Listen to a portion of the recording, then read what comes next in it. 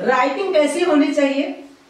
तो मैं तो कहता हूँ राइटिंग ऐसी होनी चाहिए। एग्जाम में जाने से पहले इतना डराया जाता था कि विश्व युद्ध में जा रहे हैं वही ठोक दिए जाएंगे, अब नहीं लौट के आना है, कि कितना नंबर लाए तो पास हो जाए। लास्ट बात आती है कि क्या कोई ट्रिक भी है?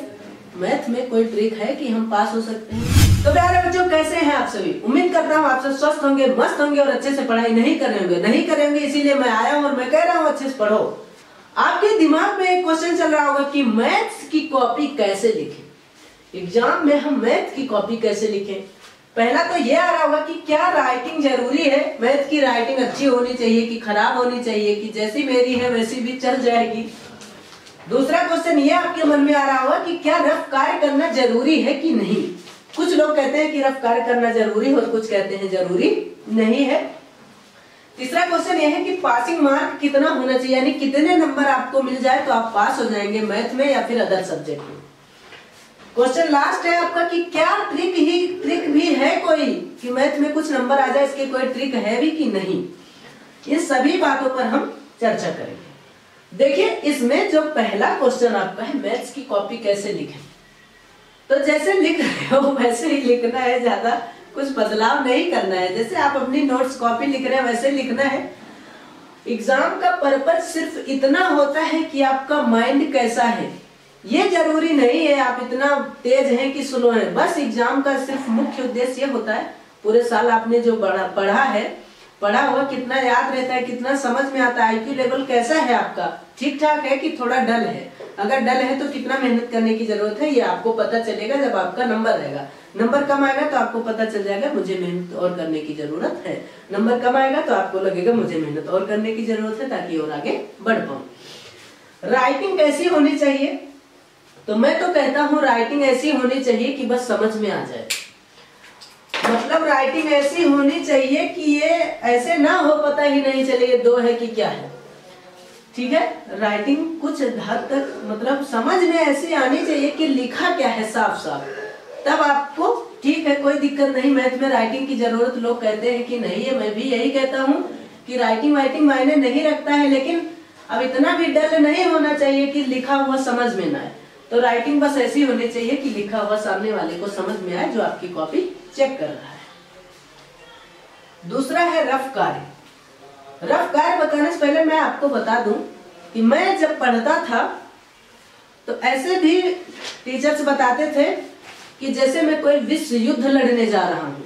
मतलब एग्जाम में जाने से पहले इतना डराया जाता था कि विश्व युद्ध में जा रहे हैं वही ठोक दिए जाएंगे, अब नहीं लौट के आना है ना? तो ऐसी कोई बात नहीं है भाई। एग्जाम का मुख्य उद्देश्य मैंने आपको बताया सिर्फ इतना कि आपका ये कैसा है, बस इतने जानना होता है और कोई डरने वरने की बात नहीं है। तुम जो जानते हो उस हिसाब से लिखो, जैसे स्कूल में टेस्ट पेपर देते हो उसी तरह एग्जाम भी समझो। अगर तुमने सही से पढ़ाई करी है तो टेस्ट पेपर से ज्यादा कठिन एग्जाम नहीं है। बस टेस्ट पेपर 1 घंटे में देके निपट लेते हो और उसको 3 घंटे 15 मिनट झेलना पड़ता है। ठीक है, रफ कार्य करना जरूरी है कि नहीं, तो मैं आपको बता रहा हूँ। देखिए, रफ कार्य जरूरी नहीं है, डंके की चोट पे कह रहा हूँ, रफ कार्य जरूरी नहीं है। इससे कोई नंबर नहीं कटता है कि रफ कार्य नहीं किए तो आपका नंबर कट जाएगा। रफ कार्य इसलिए करने को बोलते हैं कि मान लीजिए आपको कुछ समझ में नहीं आ रहा है, कोई गुणा भाग करना है, तो आप लास्ट पेज में कर लो और उसको काट दो, तो ये होगा। रफ कार्य करने का तरीका भी मैं आपको बता रहा हूँ। रफ कार्य करना जरूरी नहीं है, ये भी मैं आपको बता रहा हूँ। देखिए, जब गुणा भाग तुम्हें मन में ही सब कर लेते हो, इतने तेज हो, तो रफ कार्य करने की जरूरत नहीं है। लेकिन अगर ऐसी सिचुएशन आ जाए कि सवाल लगा रहे हो, कहीं गुणा भाग ज्यादा बड़ा करना है, तो उसको तुम सवाल लगाते लगा दोगे, गुणा भाग करके दिखाओगे तो ज्यादा मेहनत पड़ेगी और काफी अच्छी नहीं लगेगी। अब गुणा भाग उसमें आपको लगाने नहीं रहेगा, तो उसके लिए आपको दिया जाता है रफ कार्य। रफ कार्य करने का सही तरीका सिर्फ इतना है कि जिस लास्ट पेज में आप लिखेंगे वहां रफ कार्य लिख देंगे, नीचे जितना गुणा भाग जैसे भी करना है वो करो और लास्ट में सिर्फ एक बार ऐसे काट दो, बस। ये होता है रफ कार्य करने का तरीका। और अगर आपको सब कुछ आता है, गुणा भाग करने की जरूरत नहीं है, रफ कार्य की जरूरत नहीं है, कोई दिक्कत वाली बात नहीं है। तो आपका डाउट क्लियर हो गया होगा कि रफ कार्य जरूरी नहीं है। अगर जरूरत पड़ती है तो लास्ट पेज में करो, ऊपर रफ कार्य हेडिंग डाल दो और ऐसे उस पेज को पूरे काट दो। अब है पासिंग मार्क कि कितना नंबर लाए तो पास हो जाए। तो देखो ज्यादा नंबर लाने की जरूरत नहीं है, अब कम से कम नहीं ज्यादा तो 1/3 लाना चाहिए, है कि नहीं। मतलब 100 नंबर में से 30 प्लस नंबर लाओ, 33 नंबर लाओ, 33-34 नंबर ले आओ तो आप पास हो जाओगे। अच्छा ये नहीं है, आपका 70 नंबर का जो होता है वो पूर्णांक होता है क्वेश्चन पेपर, 70 नंबर में से 23 नंबर अगर आप ले आए तो आप पास हो। 30 नंबर आपका प्रोजेक्ट कार्य का होता है, प्रोजेक्ट कार्य 30 नंबर का होता है, वो आपके स्कूल में ही होता है, आप फाइल वगैरह बनाते हैं, उसमें आपको 10 नंबर लाना रहता है, ठीक, कम से कम 10 नंबर लाना रहता है, ज्यादा से ज्यादा आपको 30 मिल ही जाता होगा, ठीक है। और इस 70 में से जो आप एग्जाम में जो आपको क्वेश्चन पेपर मिलता है 70 नंबर का रहता है, उस 70 में से आपको 23 नंबर लाना जरूरी होता है। आप 23 नंबर लाएंगे तो आप पास हो जाएंगे थर्ड डिवीजन, थर्ड में पास होंगे, ठीक है। एक सब्जेक्ट में थर्ड आएंगे, क्या पता और सब में अच्छा नंबर आ जाए। तो आपको समझ में आ गया, पास होने के लिए आपको 23 नंबर की जरूरत है, इससे ज्यादा की जरूरत है तो आप और मेहनत करिए और आप ज्यादा अच्छा नंबर लेकर आइए। लास्ट बात आती है कि क्या कोई ट्रिक भी है, मैथ में कोई ट्रिक है कि हम पास हो सकते हैं।